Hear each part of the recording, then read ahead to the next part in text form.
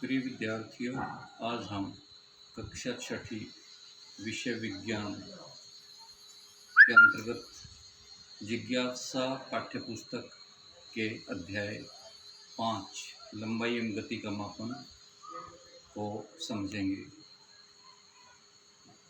लंबाई क्या होती है? किसी भी दो बिंदुओं के बीच का अंतराल, जिसे हम दूरी कहते हैं।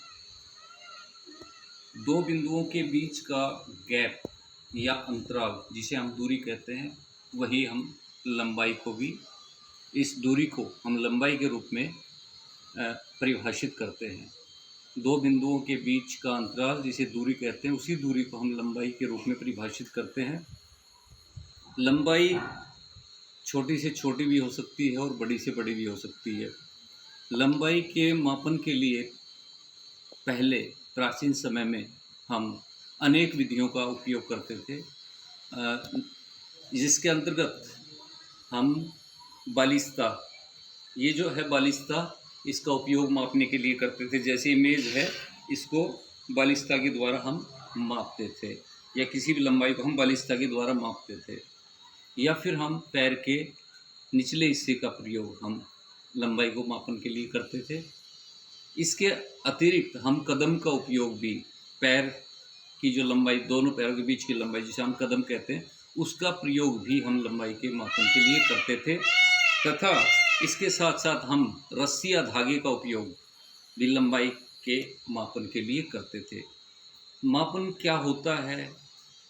किसी भी ज्ञात राशि की अज्ञात राशि या अज्ञात राशि की ज्ञात राशि से तुलना करना मापन कहलाता है। तो पहले हम धागे का या रस्सी का प्रयोग भी करते थे, या फिर हम छोटी इकाई ले लेते थे, लकड़ी के टुकड़े को, उससे भी लंबाई का मापन हम करते थे। किंतु वो सभी विधियां एक निश्चित मापन के लिए उचित नहीं थी, क्योंकि उसमें किसी व्यक्ति का बालिस्ता की लंबाई बड़ी हो सकती थी, या किसी व्यक्ति की बालिस्ता की लंबाई छोटी हो सकती थी। किसी व्यक्ति का पैर लंबा हो सकता था, कदम लंबा हो सकता था, किसी व्यक्ति का कदम छोटा हो सकता था। तो उसमें एक तरह से यथार्थ और वास्तविक लंबाई का मापन हम नहीं कर पाते थे। किंतु समय के अनुसार पूरे विश्व में SI मात्रक के रूप में, अंतर्राष्ट्रीय मापन प्रणाली के मात्रक के रूप में, कुछ राशियों के लिए एक विशेष पैमाना या विशेष विधियां अपनाई गई। जैसे लंबाई के लिए मीटर का प्रयोग, सेंटीमीटर का प्रयोग, मिलीमीटर का प्रयोग, द्रव्यमान या भार के लिए ग्राम अथवा किलोग्राम का प्रयोग, वह समय के लिए सेकंड, मिनट या अथवा घंटे का प्रयोग। किंतु हम इस अध्याय में लंबाई के बारे में पढ़ेंगे। तो लंबाई के मापन के लिए अब हम, ये देखिए, स्केल है, रूलर है, पैमाना है, जिसके ऊपर 0 से लेकर के 15 सेंटीमीटर अंकित है, अर्थात ये आधा फीट है। और इसके द्वारा हम छोटी लंबाई का मापन करते हैं। ये स्केल 1 फीट का है, इसके द्वारा हम थोड़ी बड़ी लंबाई का मापन हम करते हैं।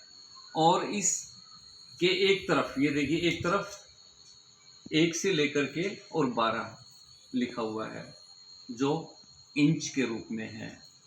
और निचले तरफ इसमें 0 से लेकर के और 30, अर्थात ये सेंटीमीटर में है। 1 इंच अर्थात लगभग 2.5 सेंटीमीटर, 2.5 समथिंग सेंटीमीटर। अब इसमें हम सेंटीमीटर में भी 1 सेंटीमीटर भी 10 भागों में डिवाइड किया हुआ है, विभाजित किया हुआ है। और ये 10, एक एक जो पंक्ति है, एक एक जो रेखा है, वो 1 मिलीमीटर को प्रदर्शित करती है, अर्थात 1 सेंटीमीटर 10 मिलीमीटर के बराबर होता है।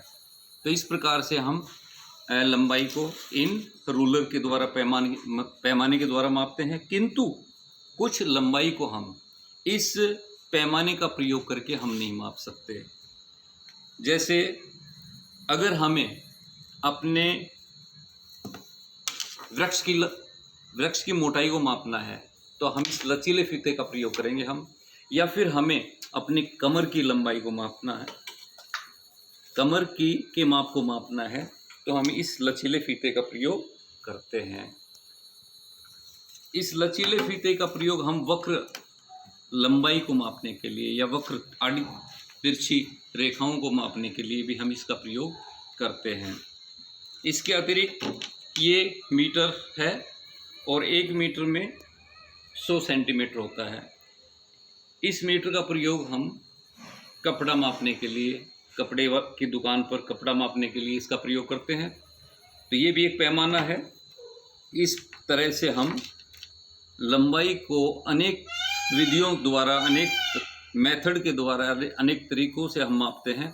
और इस की जो छोटी इकाई है वो मिलीमीटर, फिर उसके बाद में सेंटीमीटर, मीटर, और जो बड़ी लंबाई है, बड़ी दूरियां हैं, उनको हम किलोमीटर के रूप में मापते हैं।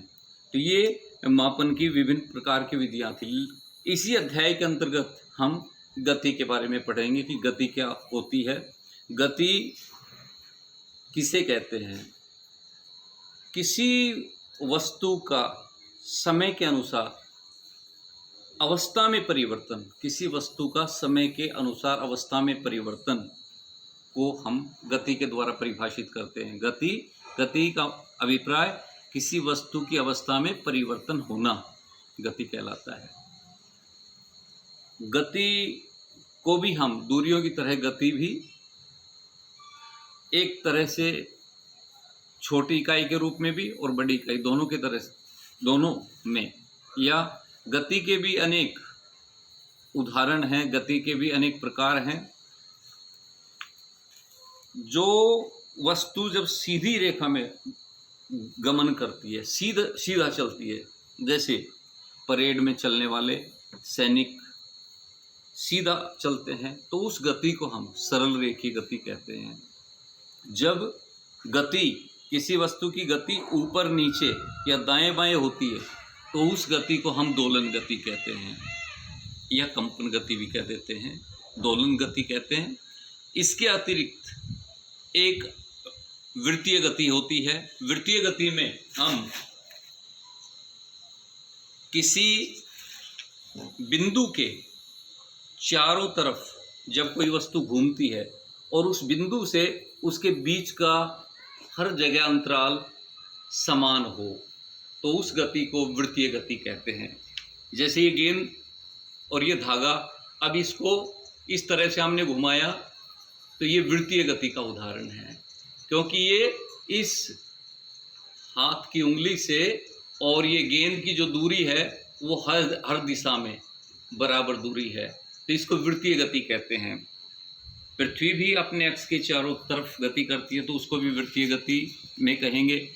घड़ी भी की सुई जो है वो भी वृत्तीय गति करती है, तो इस तरह से वृत्तीय गति है।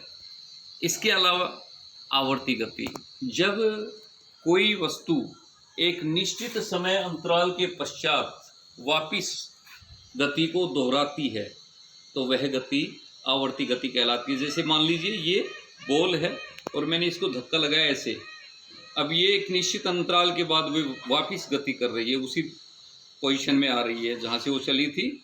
इस गति को आवर्ती गति कहते हैं। पृथ्वी जो सूर्य की परिक्रमा करती है, अपने अक्ष के ऊपर गति करती है, वो भी आवर्ती गति का एक उदाहरण है, क्योंकि वो एक निश्चित समय के पश्चात अपनी गति को पूर्ण करती है। और ये दोलन गति का भी उदाहरण है, ये दोलन गति का भी हम उदाहरण कह सकते हैं इसे। इस प्रकार से हमने इस अध्याय में गति और लंबाई के विषय में पढ़ा। धन्यवाद।